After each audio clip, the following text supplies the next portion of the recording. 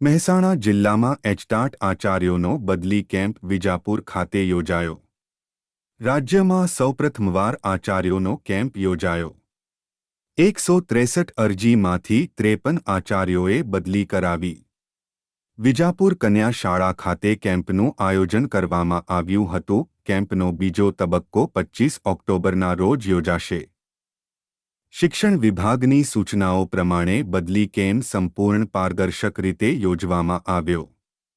જિલ્લા પ્રાથમિક શિક્ષણાધિકારી ડોક્ટર શરદભાઈ ત્રિવેદી, નાયબ જિલ્લા શિક્ષણાધિકારી કૌશિકભાઈ દેસાઈ, તમામ તાલુકાના અને શિક્ષક સંગઠનના હોદ્દેદારો ઉપસ્થિત રહ્યા। તમામ આચાર્યોને પસંદગીની જગ્યા ઉપર બદલી થતાં આનંદની લાગણી પ્રસરી હતી। સમગ્ર કેમ્પ દરમિયાન વિજાપુર તાલુકા પ્રાથમિક શિક્ષણાધિકારી રમીલાબેન ચૌધરી, મહેસાણા જિલ્લા પ્રાથમિક શિક્ષક સંઘના મહામંત્રી રાકેશભાઈ, વિજાપુર તાલુકા પ્રાથમિક શિક્ષક સંઘના પ્રમુખ શૈલેષભાઈ પટેલ અને કન્યા શાળાના આચાર્ય કલ્પેશભાઈ દ્વારા સુંદર આયોજન કરવામાં આવેલ હતું।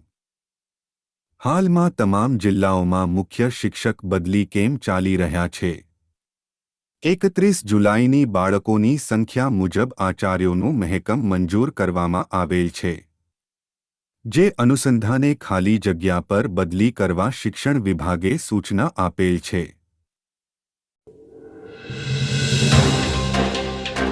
મહેસાણા જિલ્લાના એચટાટ આચાર્યોનો કેમ્પનું આયોજન કરવામાં આવ્યું, જેમાંથી 163 શિક્ષકોએ આ એચટાટ બદલી માટે સારા પસંદગી કરવામાં આવી હતી।